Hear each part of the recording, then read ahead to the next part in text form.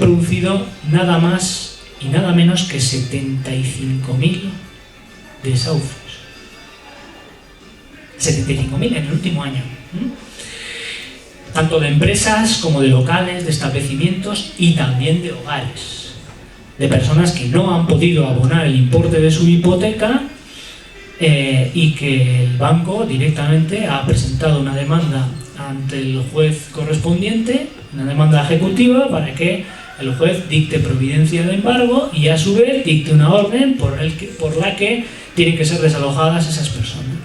Pues bien, en España hubo un colectivo que de hecho al final se ha hecho famoso porque incluso ha entrado en el poder en el Ayuntamiento de Barcelona, no sé si conocen a Ada Colau. Pues bien, esa persona encabezó lo que se llama el movimiento antihipotecas. Lo que hacían todas estas personas, este movimiento, era conocer previamente una orden jurisdiccional de desahucio. Normalmente los deudores, las personas que debían esas cantidades y que iban a ser desalojadas, se ponían en contacto con la asociación para que ésta acudiera al lugar de los hechos, es decir, al hogar o a la casa donde se iba a desalojar a una persona. Pues bien, ¿qué es lo que sucedía? Pues escenas realmente dramáticas, escenas de violencia, de coacción, insultos, intimidación en muchos casos por parte de la policía, porque estas personas que se concentraban en torno a esos hogares de las personas que iban a ser desahuciadas querían impedir el desahucio, querían manifestarse, se encadenaban, se sentaban delante de la puerta de las casas y la policía tenía que actuar, tenía que emplear la fuerza. Pero sobre todo la cuestión para esas asociaciones, la cuestión fundamental, la clave, era que los medios de comunicación, sobre todo la radio y las televisiones, recogiesen esas imágenes, esos sonidos del drama, de la tragedia que supone quedarse sin un hogar. Y cómo la banca y las autoridades públicas, en connivencia con esa banca, estaban permitiendo que a muchas personas se quedaran sin hogar. Pues bien, esas acciones, según la Ley Orgánica de Seguridad Ciudadana en España, van a considerarse sancionables, van a considerarse infracciones administrativas, con lo cual eso de paralizar los desahucios o tratar de paralizarlos, porque no siempre se paralizan, porque la policía al final emplea la fuerza y evidentemente todas esas personas son desalojadas. Pues bien, conforme a la Ley Orgánica de Seguridad Ciudadana, esa conducta también va a resultar infracción administrativa. Y ahora lo que tenemos que preguntarnos es lo siguiente: el fin de estas personas que se manifiestan contra los desahucios ante los hogares estoy hablando, es decir, lugares donde las personas mantienen su intimidad, su privacidad, donde las familias se desarrollan, crecen. Importante este concepto. Pues bien, por una parte libertad de expresión y por otra parte el derecho de los bancos o el derecho de los propietarios a recibir el importe de la deuda. Tenemos los dos derechos, tenemos una colisión de derechos nuevamente. Pues bien, aquí la Ley Orgánica de Seguridad Ciudadana se decanta abiertamente en favor de la banca, de la propiedad, de las personas que tienen capital, de las personas que pueden exigir obligaciones a esos deudores. Pero posterga ¿qué otro derecho? No hay un equilibrio. ¿Qué otro derecho os queda postergado aquí? El derecho a la vivienda, el derecho a la dignidad de estas personas, el derecho a la vida privada y familiar. El derecho a la vida privada y familiar es un derecho que se recoge en el Convenio Europeo de Derechos Humanos. Y de hecho también existen algunas resoluciones en la Corte Interamericana de Derechos Humanos sobre esta cuestión de la vivienda, de los hogares. También existen resoluciones de la Comisión de Derechos Humanos de la ONU, que aplica la Declaración Universal de los Derechos del Hombre, ni más ni menos. La vivienda está vinculada claramente a la dignidad de la persona, a su autonomía personal, a su familia, a su vida privada. Y resulta que el gobierno español, que es el que ejerce la mayoría en el Parlamento y aprueba la ley orgánica, decide que ese derecho no tiene importancia. Es decir, no adopta ninguna medida para que esas personas sean realojadas al menos, sino que prima que el derecho de los bancos o el derecho de los propietarios a recibir esas deudas. Para que vean que el derecho administrativo sancionador utilizado por el legislador, hoy en día, las infracciones que por el legislador, cuando hablo del legislador, hablo no solo de los parlamentos. En Perú, por ejemplo, sabemos que las ordenanzas locales tienen rango de ley, ¿no es cierto? Entonces, desde ese punto de vista formal, incluso las ordenanzas locales de las municipalidades en Perú están blindadas de una u otra manera al control jurisdiccional ordinario. No están blindadas, evidentemente, al control jurisdiccional del Tribunal Constitucional. Pero es una cuestión que tiene una enorme enjundia, una enorme relevancia, porque cada vez que el legislador está aprobando una norma, tenemos que saber qué intereses está primando, qué derechos está favoreciendo, o si realmente ha llevado a cabo una ponderación, un equilibrio, un test balance. Decir, bueno, los bancos tienen derecho a recibir su deuda, es decir, tienen derecho también a que esa vivienda se venda en pública subasta, obtener el dinero de esa pública subasta y cobrarse la deuda. Tienen derecho, es cierto, ¿por qué? Porque el Código Civil les asiste, porque la ley hipotecaria les asiste, perfecto. Pero ¿qué hacemos con esa familia de 2, 3 hijos, 5 componentes que se quedan en la calle? Van a dormir debajo de un puente. Esta es la consecuencia, esta es la segunda pregunta, la segunda cuestión que tienen que responder a las autoridades públicas, especialmente el legislador. Entonces, el legislador, ante esa tesitura, ante esa colisión de derechos, ¿qué es lo que debería hacer? Bueno, si los bancos tienen derecho a esto, nosotros tenemos que garantizar la dignidad, la autonomía personal, el derecho a la vida privada y familiar de estas personas. ¿Cómo? Interviniendo, si es necesario, disponiendo de una serie de viviendas sociales o incluso ayudando a estas personas económicamente para que puedan pagarse un alquiler, aunque sea de forma provisional. En otras palabras, adoptar acciones positivas, adoptar medidas de acción positiva.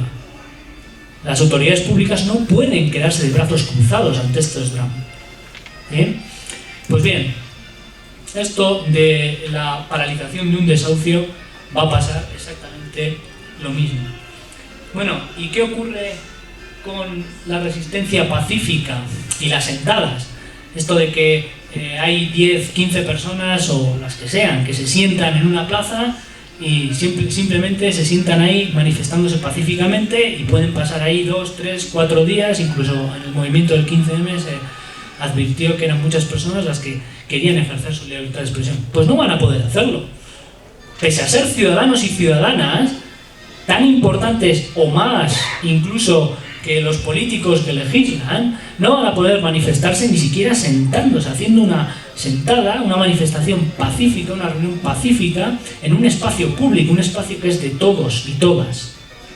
¿Dónde está la democracia ahí? ¿Dónde está la libertad de expresión? El derecho de reunión. Que esas sentadas, esas protestas o lo que se dice, esa resistencia pacífica puede alterar el orden público porque a lo mejor es cierto que hay matrimonios o hay personas mayores que quieren pasear por las plazas tranquilamente, no quieren escuchar esos ruidos estentóreos de las manifestaciones o no quieren comprobar que esos espacios públicos están súper ocupados por mucha gente. Esto es cierto, pero el mero hecho de hacer una sentada debe ser objeto de infracción administrativa. Es decir, ¿se puede penalizar el hecho de expresarse libremente, aunque solo sea por omisión? Ahí queda también la duda. Libertad de expresión de las personas, derecho de reunión por una parte, y por otra parte tendríamos la obligación de las autoridades públicas de asegurar la convivencia ciudadana y también el aprovechamiento idóneo del espacio público de todas las personas, de las familias, de las personas mayores, de los niños que a lo mejor quieren jugar en las plazas. Esto es lógico también. Pero existe una ponderación. Bueno, ¿por qué no se admite directamente que la misma sentada es una manifestación? ¿Por qué esa sentada, una vez que se comunica, tiene que ser directamente prohibida o tiene que ser objeto de infracción administrativa? El derecho de manifestación también está incluido aquí. Y ya, por último, posteriormente haré una especie de resumen o de breviario de las cuestiones más interesantes en torno a esas tendencias novedosas en materia de derecho administrativo sancionador. tenemos la noticia esta también publicada en El País. Los jueces pierden la potestad sobre 3 millones de infracciones. Esto está sucediendo en el Estado español y en Europa está pasando exactamente lo mismo. Se está adelantando el momento en el que las autoridades públicas castigan conductas. Si antes lo que sucedía es que los jueces, a través de la Fiscalía, a través de las diligencias preliminares y las querellas, iniciaban las actuaciones para imputar a una persona como presunta autora de un delito, ahora las administraciones públicas van a hacer lo mismo, pero con una particularidad. Uno, que el procedimiento va a ser más rápido. Dos, que las administraciones van a ejercer sus privilegios de autotutela ejecutiva y declarativa. Insisto, si no se paga una multa de tránsito, si se le debe dinero a la SUNAT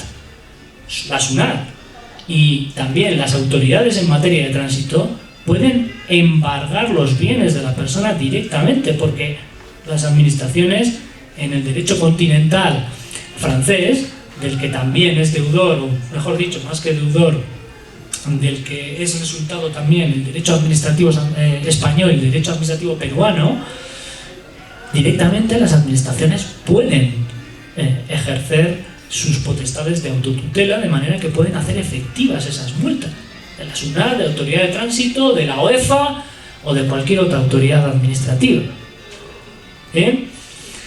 Entonces, ¿qué es lo que sucede?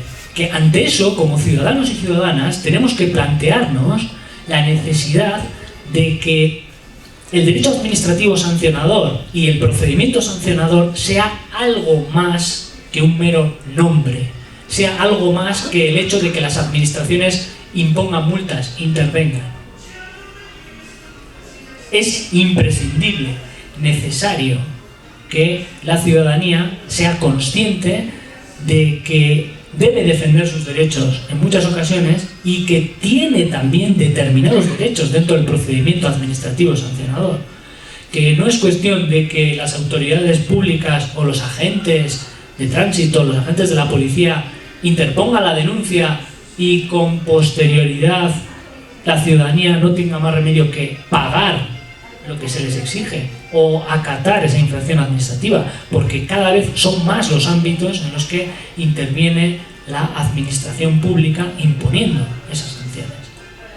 Se adelanta el momento de las faltas que antes estaban tipificadas en el Código Penal, ahora muchas de ellas están siendo infracciones administrativas aprobadas por ley, por el propio Poder Legislativo. Esto tiene una consecuencia importante, ¿por qué? Al menos en el caso del derecho español. En el derecho español, el Código Penal se aprueba a través de ley orgánica. Entonces, si esa conducta pasa a ser directamente infracción administrativa, no es necesario aprobar una ley orgánica, con una ley ordinaria es suficiente. Se necesitaría solamente una mayoría simple, no una mayoría absoluta cualificada, que es la necesaria para modificar o aprobar una ley orgánica. Consecuencias importantes. Por lo tanto, en el ámbito de la administración, la misma administración tendrá que tramitar un procedimiento administrativo sancionador que garantice, 1, la defensa o la posibilidad de defensa de los derechos de todas las personas implicadas, no solo del presunto responsable. Imagínense, Indecopi.